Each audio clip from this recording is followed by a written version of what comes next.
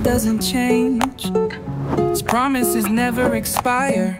So what remains? Not fame, not wealth, not applause, not even titles. What remains is a heart that honors God, a life that stays faithful when unseen, a yes to God when the world says why bother, a hope that holds to His word when all else uncertain. Because when the noise fades, when the spotlight moves on, when the lights go out, what will remain is Him and His word. Let us hold tightly to the confession of our hope, for He who promised is faithful.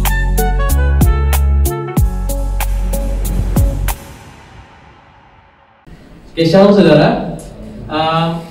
Bulan ini ya kita punya tema yang baru, yaitu Something Remains. Ya, bulan lalu tema kita apa yang masih ingat?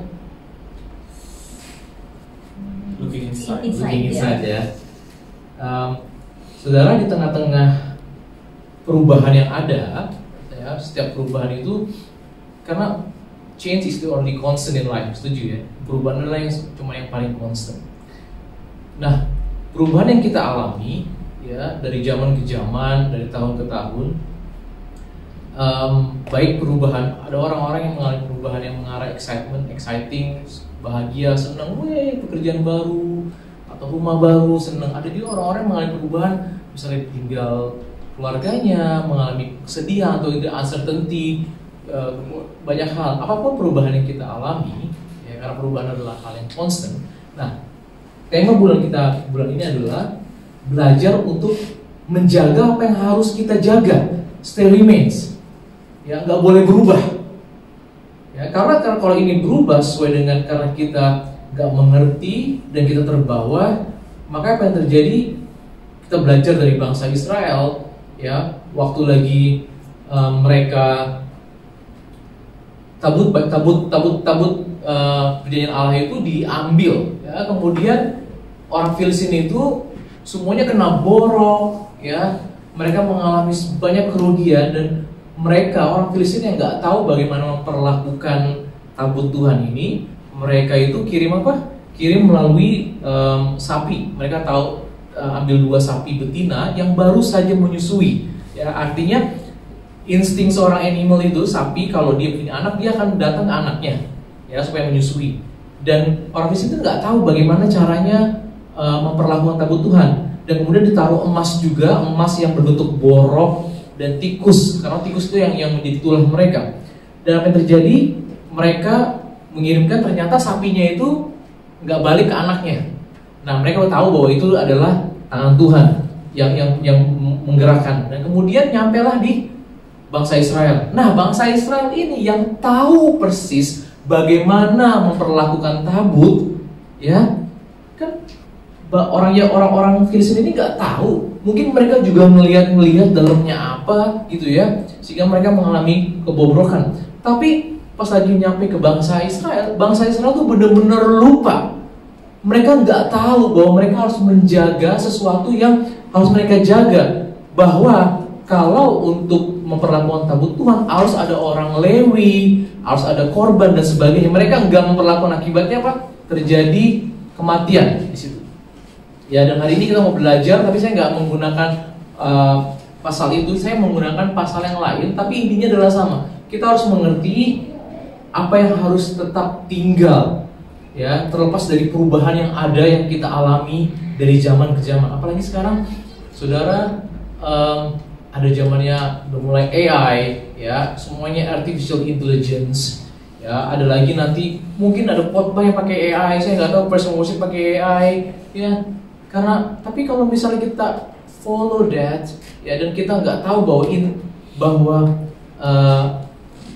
inti esensi dari apa yang kita lakukan, kalau kita hanya terbawa arus, ya, hanya dengan kata nama efisiensi, efektif, atau lebih mudah, lebih gampang, ya, jangan shortcut gitu lah. Banyak orang shortcut seperti bangsa Israel tadi yang saya ceritakan, dia shortcut. Apa yang terjadi? Mereka dimarahin Tuhan. Ya, pembacaan kita hari ini adalah dari Ulangan 8, cukup panjang, tapi saya membacakan buat saudara. Ya, Musa melanjutkan nasihatnya kepada umat Israel. Jadi kalau saudara baca ada kata setia, tetap, ingat, setia. Inilah poin kita yang mau kita bahas hari ini ya. Kalian harus setia mematuhi semua perintah yang saya berikan kepada kalian hari ini. Bila kamu semua melakukannya, kamu beroleh tetap hidup. Keturunanmu akan bertambah banyak dan kalian semua akan masuk serta memiliki negeri yang sudah dijanjikan Tuhan kepada nenek moyang kita. Ingatlah, remember, bagaimana Tuhan Allahmu memimpin kalian sepanjang perjalanan di padang belantara selama 40 tahun. Melalui semua itu, dia bermaksud merendahkan hatimu dan menguji kamu, semua untuk mengetahui isi hatimu. Dia ingin tahu apakah kamu akan tetap taat kepada perintahnya atau tidak. Maka Tuhan merendahkan hatimu dengan cara membiarkan kalian kelaparan, kemudian memberikan mana, roti yang belum pernah dimakan baik oleh kita maupun nenek moyang kita. Dia melakukan hal itu untuk mengajarimu bahwa manusia hidup bukan hanya dengan mengandalkan makanan, tetapi juga mengandalkan setiap perkataan Tuhan. Biarpun mengembara selama 40 tahun di padang belantara, pakaianmu tidak usang dan kakimu tidak bengkak. Jadi sadarilah betapa Tuhan sudah mendidik, tadi mengajari kalian seperti seorang ayah mendidik anaknya. Oleh karena itu, taatilah perintah-perintah Tuhan. Lagi, ya, hiduplah menurut kehendaknya, takut dan hormatlah kepadanya. Ini yang tadi saya ceritakan lagi, mereka lupa untuk takut dan hormat memperlakukan tabut Tuhan. Dia sedang membawa kalian ke suatu negeri yang subur, di mana sungai, kolam, dan mata air berlimpah, dan airnya mengalir dari bukit-bukit sampai ke lembah-lembah. Negeri itu berlimpah juga dengan pohon-pohon ara dan delima, serta menghasilkan gandum, jelai, anggur, buah zaitun, dan madu. Sounds familiar, kayak New Zealand. Kalau saudara sekarang ada di sini, ya, ini juga apa yang saudara baca hari ini, dengar hari ini juga berlaku. Negeri itu berlimpah-limpah dengan makanan, semua kebutuhanmu akan terpenuhi. Tanah di sana mengandung biji besi dan kalian dapat menambang tembaga dari perbukitannya. Nanti di sana saat kalian makan sampai kenyang, hendaklah kalian apa? Memuji Tuhan supaya itu nggak lupa sama Tuhan. Karena segala kemakmuran yang kalian nikmati di negeri subur yang diberikan kepadamu itu. Terus kemudian berjaga-jagalah. Dalam bahasa Inggrisnya be careful katanya. Supaya kamu tidak melupakan Tuhan Allahmu dengan melanggar perintah, peraturan, dan ketetapannya yang saya sampaikan kepadamu hari ini. Di negeri Kanaan, kamu akan makan dengan puas dan membangun serta menempati rumah yang bagus. Jumlah ternakmu akan bertambah banyak, kamu juga akan mengumpulkan banyak emas, perak, dan harta dan kekayaan lainnya. Saat itu terjadi, saat kamu bisa makan enak di New Zealand, bisa predik apa yang terjadi dan sebagainya. Saat itu terjadi, berhati-hatilah, be careful again, agar kamu tidak menjadi sombong dan melupakan Tuhan Allah yang membawa kamu keluar dari perbudakan di Mesir. Yang ke-15, jangan lupa lagi, jangan lupa, stay remain, bahwa dia menuntunmu menempuh perjalanan melalui padang belantara yang sangat luas dan mengerikan. Di sana ada banyak kalajengking dan ular berbisa. Tanahnya sangat kering dan tidak ada air untuk diminum. Tetapi dia membuat air mengalir dari batu yang sangat keras. Ada lagi, jangan lupa lagi bahwa di padang belantara dia memberi mana kepada kalian, makanan yang belum pernah dimakan oleh kita maupun nenek moyang kita. Dengan begitu dia menguji kalian demi kebaikanmu, karena dia ingin kamu semua menjadi rendah hati. Oleh sebab itu, ada lagi, be careful, diulang berkali-kali, berjaga-jagalah supaya kamu tidak pernah berpikir, aku memperoleh semua harta ini dengan kekuatan dan kemampuanku sendiri. Aku bisa punya rumah, bisa punya mobil, aku bisa punya income, bisa jalan-jalan, ini semua karena kekuatan dan kemampuanku sendiri. Ingatlah, saya suka bahasa Inggrisnya, remember the Lord your God. Selalu bahwa kemampuanmu untuk menjadi kaya berasal dari Tuhan saja. Ya. Terjemahan lain berkata bahwa Tuhan yang memberikan kita kekuatan untuk memperoleh kekayaan. Dia memberikan itu untuk memenuhi perjanjiannya yang dia sahkan dengan nenek moyang kita. Jadi sekarang saya memberi peringatan keras. Ini peringatan cukup keras pada kalian sekalian. Jika kamu melupakan Tuhan Allahmu dengan berpaling kepada dewa-dewa dan sujud menyembah mereka, kamu pasti binasa. Itu sebabnya Tuhan tuh selalu memerintahkan jangan kamu mingle dengan bangsa yang di sana. Waktu Yosua menduduki tanah Kanaan belum semua diduduki, masih banyak orang-orang yang asli di sana karena takut ya. Kalau saat kita mingle dengan mereka punya belief system yang berbeda dan mereka melihat oh dewa mereka kok gampang atau apa dan sebagainya sehingga berpaling. Nah, sama seperti bangsa-bangsa lain sudah dimusnahkan Tuhan, walaupun masih ada yang belum dimusnahkan, begitu jugalah kalian akan dibinasakan bila kalian tidak mau mentaati Dia, ya. Dan sebelum saya lanjut, saya mau berdoa. Tuhan, kami baru saja mendengar firman-Mu. Firman-Mu adalah firman yang hidup, roh dan hidup. Saat kami membaca mendengarkan firman-Mu, saya sudah bekerja dengan sangat baik. Kami percayakan firman-Mu untuk masuk dalam diri kami, dan kami mau membahas sesuatu yang sangat signifikan, tentang sesuatu yang gak boleh berubah dimanapun kami berada di kota, dimanapun kami berada, di kondisi apapun yang sedang kami alami, saat kami sukses ataupun saat kami sedang belum sukses, saat kami ada makan atau belum ada makanan, kami tidak mau melupakan ini semua. Terima kasih, kami siap untuk belajar dalam nama Tuhan Yesus kami berdoa. Amin. Oke, tema saya atau judul saya hari ini adalah Do the Right Thing. Jadi apa yang kita dengar tadi itu sebenarnya kesimpulannya adalah do the right thing. Do the right thing, ya. Di tengah-tengah perubahan demi perubahan prinsip dan pola, bisa nggak kita menjaga apa yang harusnya kita lakukan dengan benar? Saya baru aja pulang dari Jepang, ya. Saya udah sering ngomong, Jepang itu punya culture. Culture itu kan suatu unwritten rules, bener ya. Gak tertulis, cuman saudara juga nggak tahu kenapa mereka melakukan itu, ya. Jadi mereka itu, saya datang. Ya, saya belum pernah. Cuma saya dengar katanya, oh bersih. Bener sih, gak ada tempat sampah, tapi bisa bersih. Orang Indonesia yang punya kebiasaan untuk buang sampah sembarangan, tiba-tiba berubah. Mereka bisa menjadi mengikuti orang Jepang.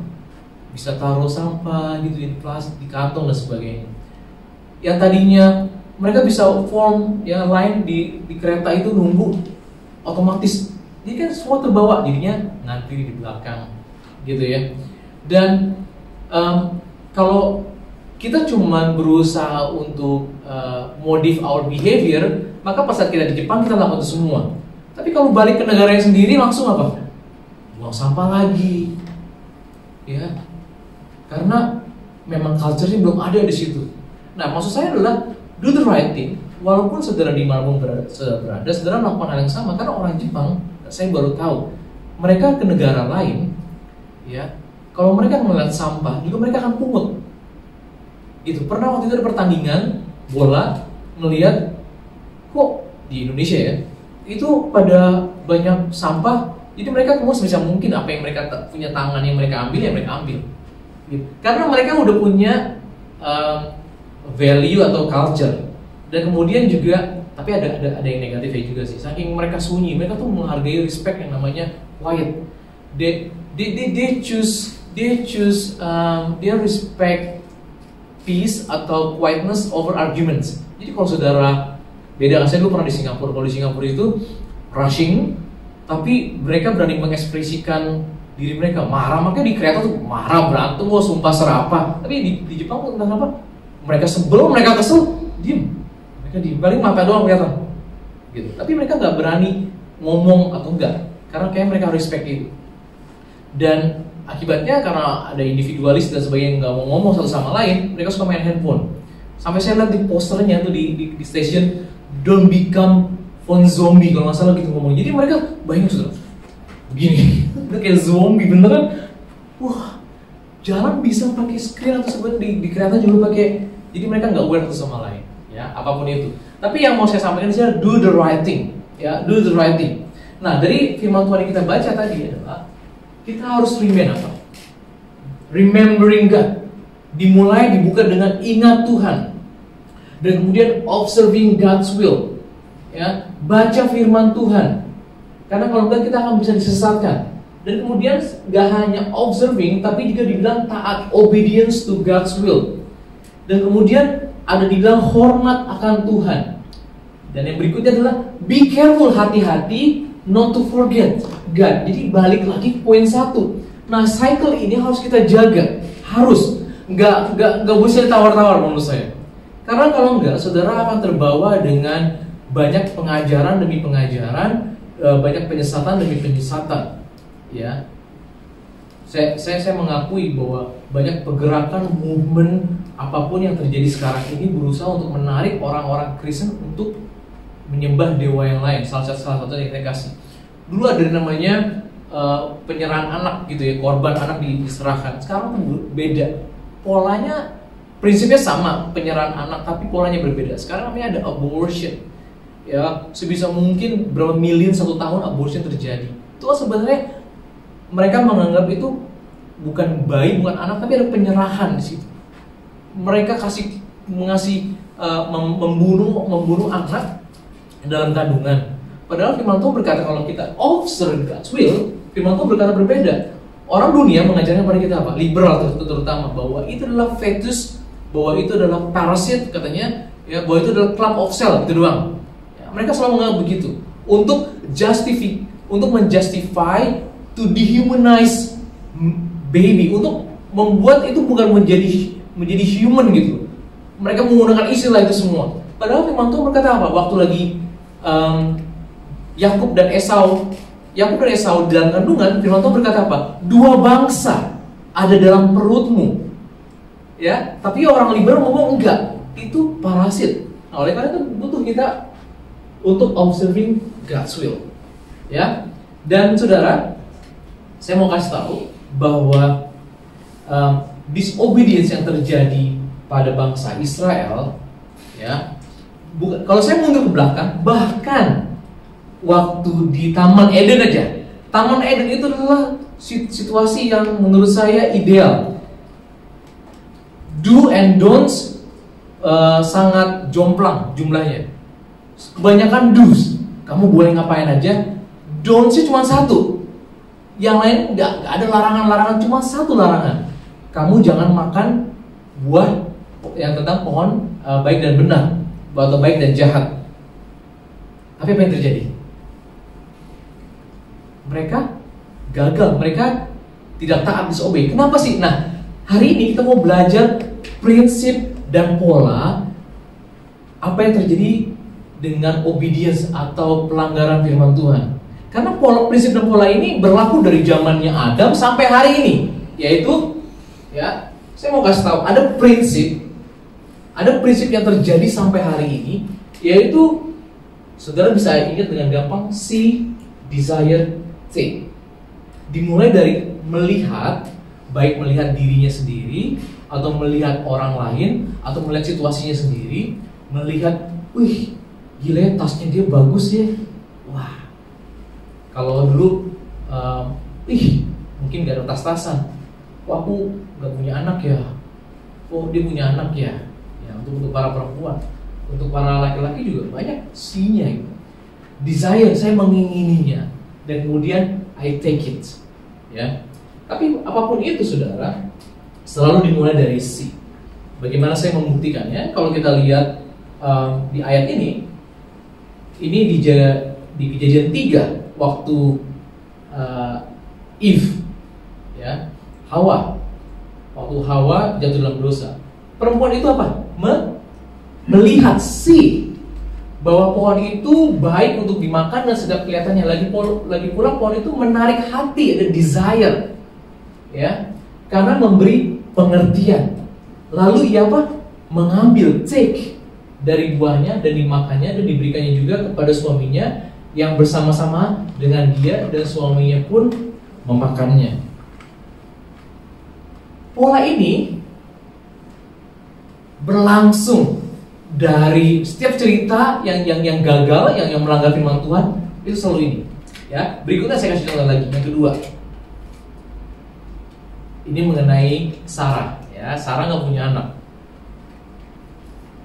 Ketika dia melihat dirinya bahwa dia bilang Tuhan tidak memberikan anak, padahal Tuhan udah berjanji akan memberikan anak, cuman timingnya belum. Dia melihat dirinya dan dia melihat apa? Dia melihat hambanya, ya, dan memutuskan hanya karena pressure, saya harus punya anak. Desire-nya mau punya anak, dia ambil Hagar dan dia dikasih ke Abraham. Dan saudara tahu jalan ceritanya apa yang terjadi? Ya, karena Hagar punya anak, inilah terjadi yang namanya ada bangsa Arab yang sekarang, ya, di mana ada perseteruan. Bahkan mereka lagi Ismail lahir dan Ishak itu memang udah terjadi perseteruan sampai hari ini. Ya, berkatalah Sarai pada Abraham, engkau tahu Tuhan tidak memberi aku melahirkan anak. Ya, you see this, you see our situation. Ya, and then karena itu baiklah hampiri hambaku, dan dia melihat hambanya, oleh dia aku dapat memperoleh seorang anak. That's my desire to have a child. Dan Abraham mendengar perkataan Sarai, jadi Sarai istri Abraham itu mengambil Hagar, hambanya orang Mesir itu. Ya, ini ketika Abraham telah 10 tahun tinggal di tanah Kanaan, lalu memberikannya pada Abraham suaminya untuk menjadi istrinya, menjadi hakim antara aku dan engkau. Kalau saudara baca ayat berikutnya, Hagar setelah punya anak merendahkan Sarah. Dia anggap rendah dia. Dan akhirnya dia marah, usir, gitu ya. Dan contoh yang ketiga, ini kan karena pola, saya mau ngasih tau pola, ya. Yang ketiga, saudara ingat waktu kita beberapa bulan lalu membahas Yosua, kitab Yosua. Bangsa Israel kalah, padahal sebelumnya mereka menang besar. Mereka baru saja meruntuhkan benteng Yeriko, ya masih ingat cerita itu, meruntuhkan benteng Yeriko. Tapi peperangan berikutnya mereka kalah besar. Apa yang terjadi? Karena ada satu dosanya aja, dosa Akan. Lalu Akan, ya akhirnya ketemu siapa penyebab yang berbuat dosa, dan ketahuan masih Akan, dan Akan mengakuinya. Lalu Akan menjawab Yosua, katanya, benar, akulah yang berbuat dosa terhadap Tuhan Allah Israel, sebab beginilah perbuatanku. Aku melihat, I see, di antara barang-barang jarang itu jubah yang indah buatan Sinear, dan 200 sikal perak, dan sebatang emas yang 50 sikal beratnya. Aku mengingininya, I have a desire. Maka I take it, maka aku ambil semuanya itu, disembunyikan dalam kemahku dalam tanah, dan perak itu di bawah sekali. Dan di Yakobus pasal yang ke-1 dikatakan gini, apabila seseorang dicobai, janganlah berkata aku sedang dicobai oleh Allah, sebab Allah tidak dapat dicobai oleh yang jahat, dan ia sendiri tidak mencobai siapapun. Tetapi tiap-tiap orang dicobai oleh desire, keinginan sendiri, dan dia diseret dan dipikat olehnya. Dan apabila keinginan itu telah dibuahi, ia melahirkan dosa, dan apabila dosa itu sudah matang, ia melahirkan maut. Dan dijelaskan lebih rincinya, apa sih maksudnya desire? Waktu kamu mengingini sesuatu, waktu kamu desire, dan kamu nggak memperolehnya, seperti yang kita baca tentang Sarah, lalu kamu apa? Ada yang membunuh, ada yang iri hati, ada yang mengambil take any decision. Ya, kita dengar ceritanya siapa? Kain dan Habel juga begitu. Si Kain mempersembahkan sesuatu, dia nggak diterima. Dia melihat, loh, I see, kok si Abel diterima? Dan ada desire-nya dia udah buat plan bagaimana take his life. Ya, kemudian apa yang terjadi? Dia membunuh. Tetapi kamu tidak mencapai tujuanmu, lalu kamu bertengkar dan kamu berkelahi. Kamu tidak memperoleh apa-apa karena kamu tidak berdoa. Atau kamu berdoa juga, tetapi kamu tidak menerima apa-apa karena kamu salah berdoa. Sebab yang kamu minta itu hendak kamu habiskan untuk memuaskan hawa nafsumu. Oke, sebelum saya lanjut, boleh tolong balik ke ini nggak, yang slide disobedience yang grafiknya itu. Nah, saudara, ini dia. Masalahnya dari pattern ini menurut saya, ini sebenarnya ada delay nih antara setelah melihat, semua orang bisa melihat kok. Tapi desire ini tuh ada delay sebenarnya sebelum menghasilkan buah perbuatan. Nah, yang kurang dari sini semua adalah menurut saya Tuhan itu dieliminasi. Gak ada Tuhan involved dalam step ini. Seandainya Hawa waktu ditanya, kalau kamu pengen bijak, wise, makan buah ini. Sebenarnya kan firman Tuhan berkata, kalau kamu takut akan Tuhan adalah permulaan hikmat. Sebenarnya kalau dia bertanya kepada Tuhan, involve Tuhan, benarkah buah ini membuat aku menjadi bijak? Seandainya, maka nggak akan terjadi kejatuhan. Apapun yang kita bacakan tadi, semua pattern itu, seandainya kita pun manusia, kita tahu, kita melihat, kita menonton, ya, saya suka ngomong berulang-ulang, saya kalau nonton Netflix ya, saya suka banget film itu, tapi ada adegan seksnya, maka apa yang saya lakukan? Karena saya punya remote, saya selalu skip, karena di tangan saya. Itu prinsip hidup saya, ya. Karena waktu kita mau mengambil keputusan, ya, when we see, itu ada delay sebenarnya. Kalau kita involve Tuhan, kita tanya, Tuhan, apa yang harus saya lakukan? Ya, maka nggak akan terjadi ini. Ini bisa dieliminasi. Nah, apa yang kita dengar dari tadi itu sebenarnya karena nggak ada Tuhan involved dalam step itu. Nah, bersyukur puji Tuhan, pattern ini yang berulang-ulang beribuan tahun, ada satu pribadi yang bisa memutuskan rantai itu dan dia membuktikannya, yaitu Tuhan Yesus. Ya, Tuhan Yesus itu kalau boleh tolong yang di obedience, the nextnya. Ya, obedience. Nah, ini kita lihat waktu di Taman Getsemani. See, pray, do the right thing. Saat kita melihat sesuatu, Tuhan Yesus bilang gini, dia tahu dia mau disalib.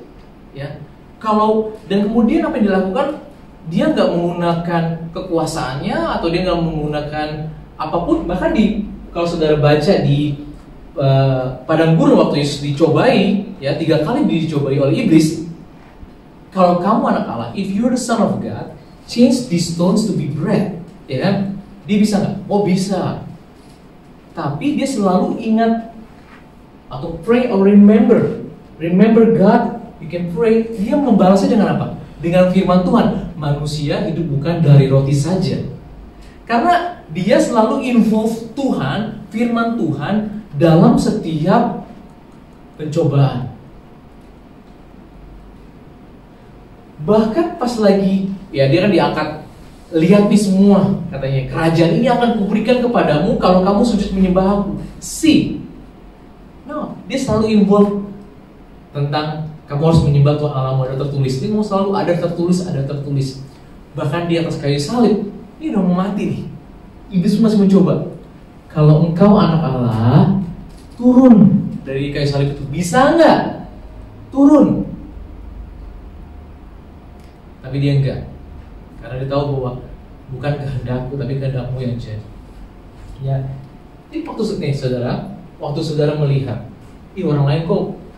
Ini saya tahu di New Zealand tuh nggak terlalu banyak pressure, tapi saya pernah di Indonesia, di Jakarta itu, semua orang itu dinilai, kalau cowok dinilai itu dari jauh nih, saya dari sini ke tempat rokok nih, saya bisa lihat bagaimana saya menghadapi dia dan bagaimana orang tuh lihat dari tangan. Kalau jamnya apa, wah beneran dia akan ngomong berbeda, dilihat dari jam, ya. Kalau misalnya dari tempat parkir, lihat dari mobilnya apa.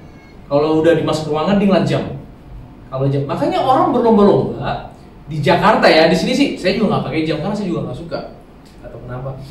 Terus banyak orang mau berhutang, saudara, hanya untuk beli jam yang harganya bisa 15.000, 150 dolar, US dollar.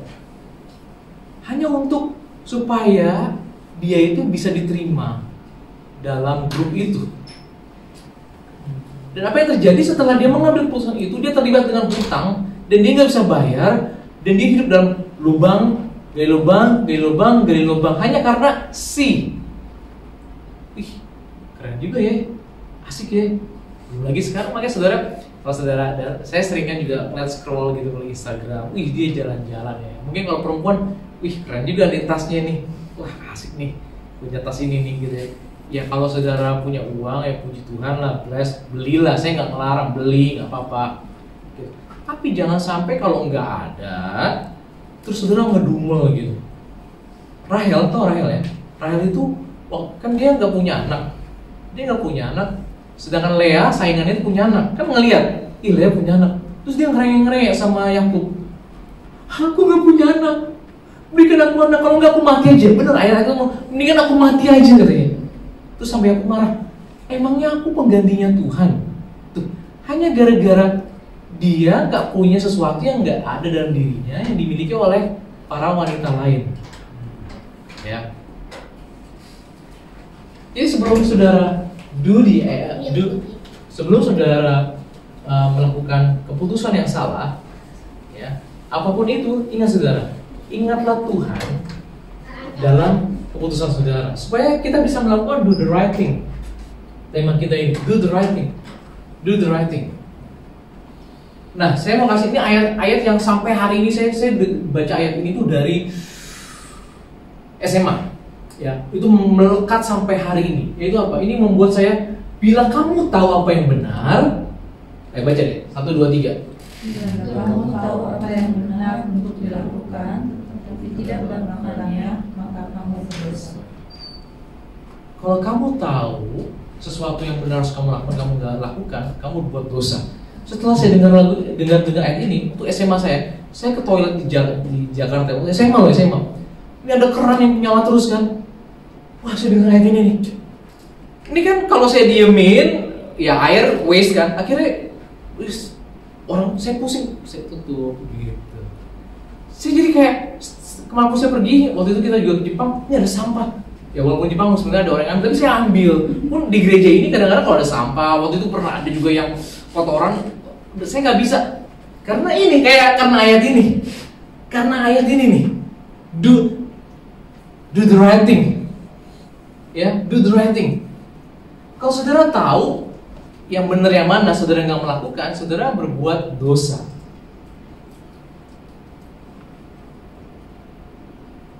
Jadi contohnya kalau lagi di airport tuh, atau di pesawat, saya kadang-kadang kalau naik pesawat ada yang ngeliat orang bawa kopernya lumayan, ya itu soalnya agak lebih pendek dari saya, itu susah kan, pramugari kadang-kadang nggak ada juga gitu.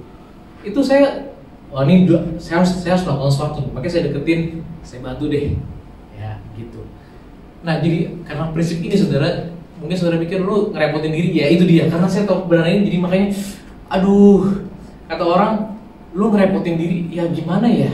Karena ayat ini, kalau kamu tahu apa yang benar, kamu nggak melakukannya, kamu berbuat dosa. Ya, saya pernah cerita karena waktu itu kemarin juga Senin saya cerita, waktu kita ke Dufan tahun lalu, saya cerita juga.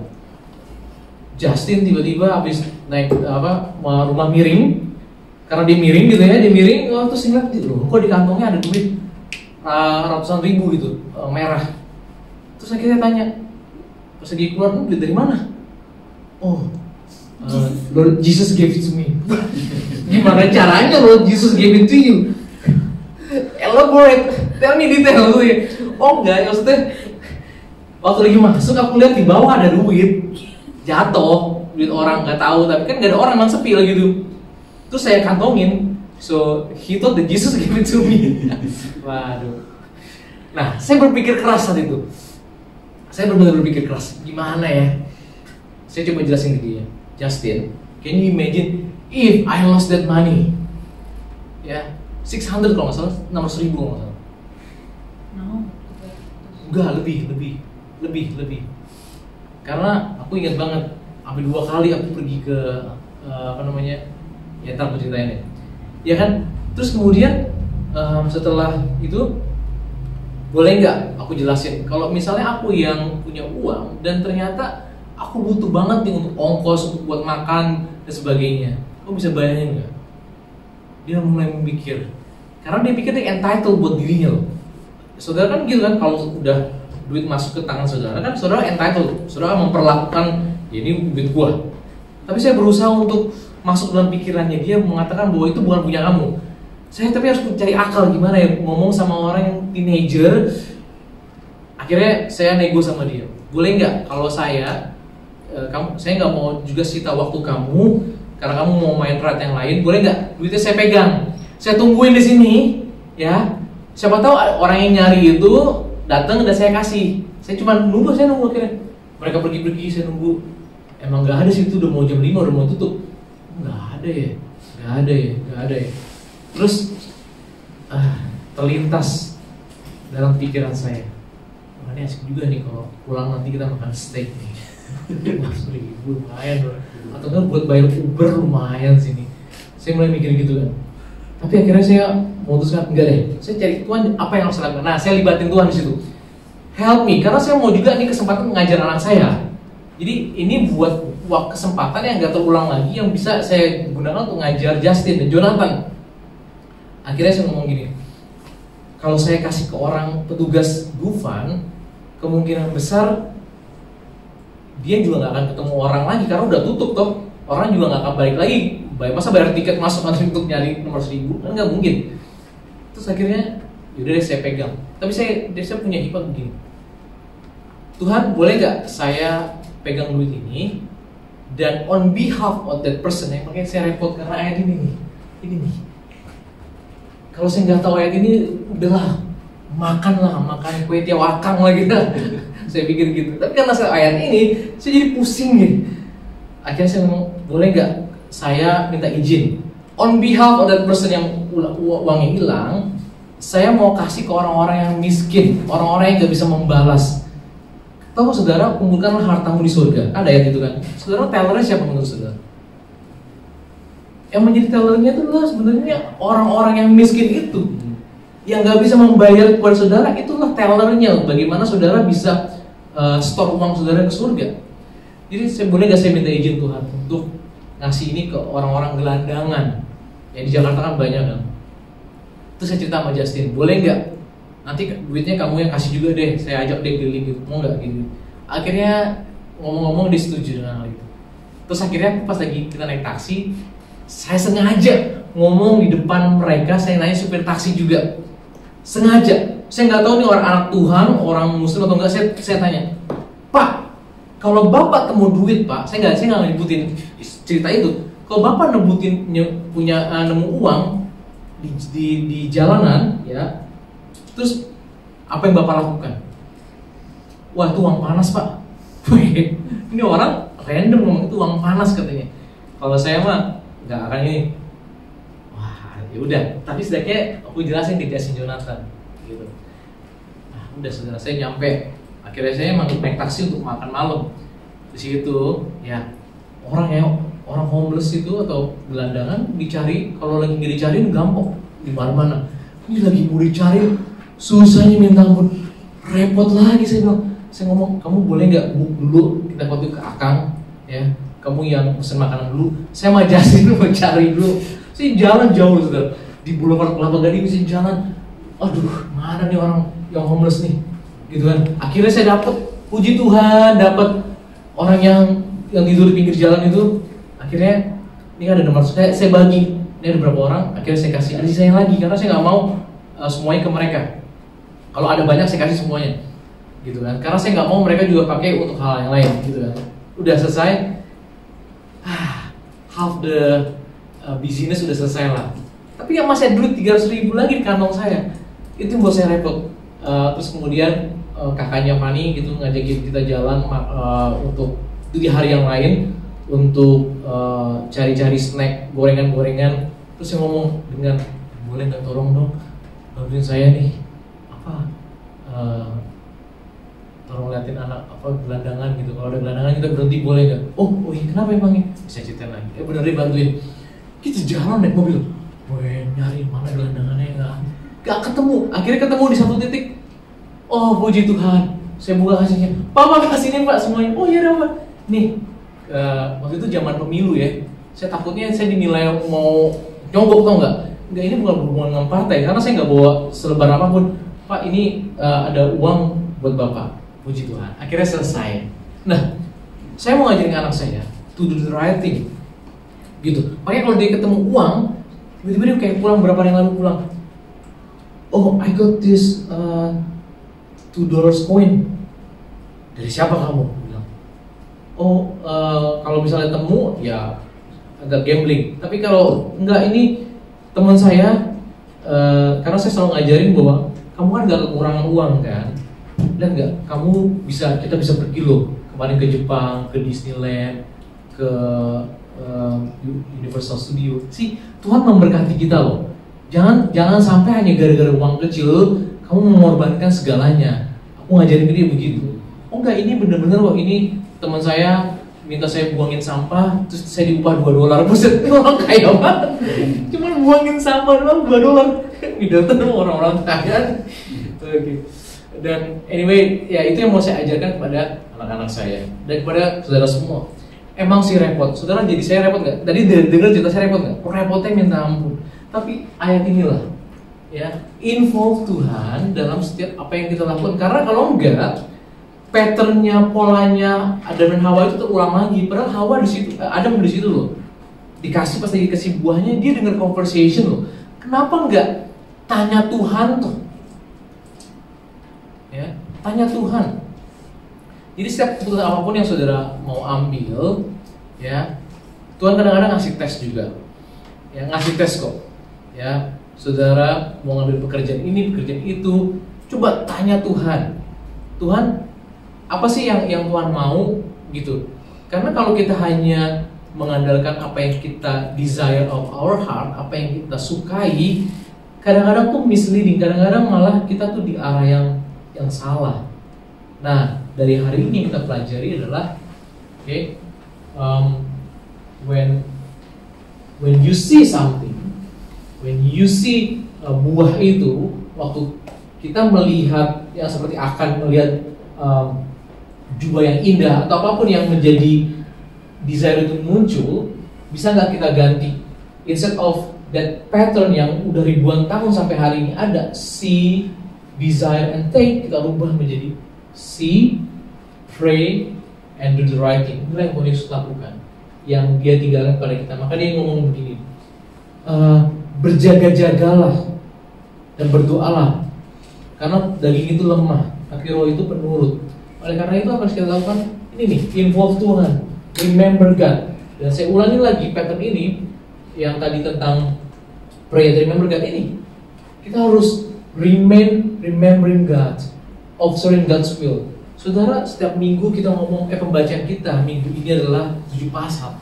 Itu bukan karena nggak ada waktu, nggak ada, ini apaan sih? Enggak. Karena kalau enggak, saudara, be careful not to forget God. Bahkan kalau kamu kenyang, katanya pujilah Tuhan. Tadi ayat yang kita baca. Oleh karena itu saya mau encourage, do this, remembering God, observing God's will, obey. Obey itu tema yang gak disukai jemaat. Percayalah, karena easy to say than done. Easy banget ngomong taat, tapi yang namanya ketaatan itu buku di Christian book tentang obedience itu nggak laku. Tapi yang tentang nubuatan lah, tentang berkat lah, banyak yang minta ampun dibeli. Yang tentang obedience, nah bahkan Joyce Meyer, tau ya Joyce Meyer ya, pengkhotbah itu, dia punya buku tentang obedience, yang beli dikit. Tapi ini penting buat kita, karena iblis itu gampang membuat kita jatuh. Hanya kasih see aja something, melihat diri kita atau melihat orang lain. Kalau orang lain jealous, pengen melihat diri kita, kok saya begini ya. Ya, is of looking God. Bangsa Israel itu 40 tahun keliling di padang gurun karena apa? Mereka melihat diri mereka apa seperti belalang. Dan akhirnya apa yang mereka lakukan? They desire, what is desire? Mendingan kita pergi balik ke Mesir. Dan mereka take decision melempari Musa, tapi Tuhan turun menggagalkan rencana mereka untuk membunuh Musa. Dan akibatnya mereka 40 tahun di padang gurun. Ya. Dan saya tutup gini, saudara. Jesus obedience yang tadi kita perjawaban tadi. Jesus obedience cost him his life. Ya.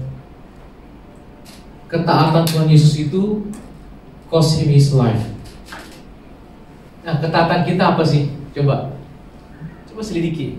Mungkin waktu kita, convenience kita, aduh gue nyaman nih. Tapi hanya gara-gara ketaatan, aduh gue jadi gak nyaman. Kayak tadi saudara, kalau saya banyak cerita yang saya nggak mau berusaha. Saya pernah bersihin kotoran di kamar mandi. Ini ada orang, ya, dia melakukan bisnis yang besar, ada di lantai. Wah, saya bisa ngapain gue? But because of that first, apa yang saya lakukan? Gue ambil tisu, bersihin semuanya.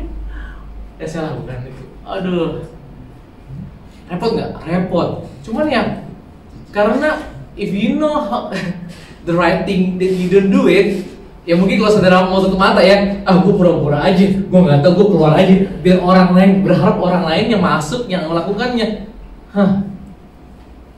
Ya. Tapi saya berharap pulang dari tempat ini, saudara bisa melakukan do the right thing. Saat saudara bilang nggak curang, jangan curang lah, ya, jangan curang. Tuhan itu tahu kok, Tuhan itu mengetes, dia pengen tahu isi hati kita, ya. Dan kalau Tuhan Yesus obedient saja positive life, mungkin kalau saudara cuma gini, ya pas lagi contohnya tadi lagi nonton ya cuman udahlah scene itu skip lah gitu kan. Karena selalu ada delay. Before we take decision, between see, desire, and take, itu selalu ada delay sebenarnya. Tuhan ngasih celah buat kita tuh untuk kembali ke Tuhan sehingga memutuskan rantai ini. Nah masalahnya banyak orang tuh pura-pura nggak tahu, pura-pura Tuhan ada di kloset, oh nggak ada Tuhan, padahal Tuhan ada di situ. Cuman kita nggak mau, pura-pura nggak tahu. Enggak. Coba bring God's presence into your life, into your work. Ya, walaupun saudara nggak dilihat sama bos saudara, bisa nggak? Saya kerja di rumah hampir tiap hari, tapi saya nggak mau nonton Netflix dan sebagainya. Ya, tapi saya suka nonton YouTube. Bedanya apa?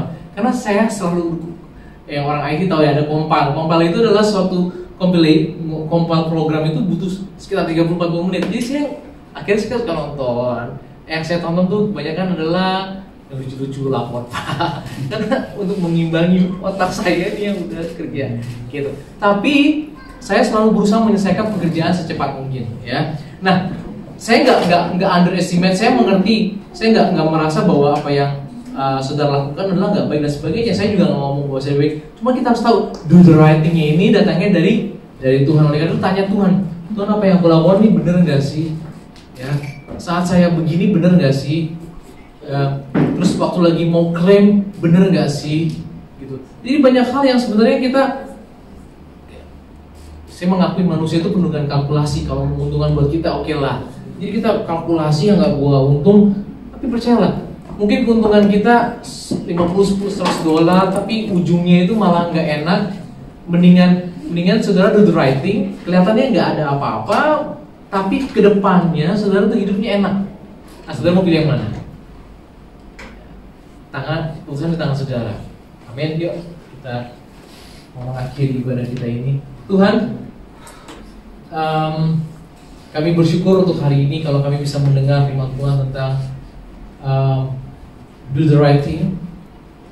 Kami belajar tentang ada prinsip dan pola di mana ada obedience dimulai dari kami melihat dan kami mengingininya dan kami mengambilnya. Dan saat ini kami menyadari bahwa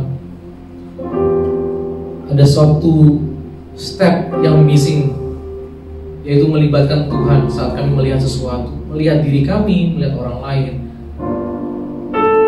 atau membandingkan diri kami dengan orang lain. Kami mau melibatkan Tuhan dalam keputusan kami, karena Engkau adalah Tuhan kami. Engkau adalah yang Tuhan, kami bukan yang Tuhan. Dan judgment kami kadang-kadang poor, bukan hanya kadang-kadang, seringkali poor judgment. Tapi Engkau Tuhan, kami yang bukan Tuhan. Kami mau melibatkan Engkau dalam kehidupan kami.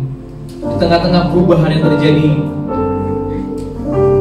di tengah-tengah kehidupan kami Tuhan, dalam perusahaan kami, dalam musim kehidupan kami, dan kami mau melibatkan Tuhan saat kami sedang dalam season yang enak ya Tuhan. Kami mau berkata, berhati-hatilah supaya kamu jangan melupakan Tuhan Allahmu. Saat lagi kenyang, baiklah mulutmu memuji Tuhan saat kenyang. Dan saat kami kesusahan, kesulitan, dan kami mengingini sesuatu, hari ini kami belajar untuk mengingat Tuhan, untuk berdoa kepada Tuhan, untuk berdoa, untuk melibatkan Tuhan. Terima kasih Tuhan Yesus.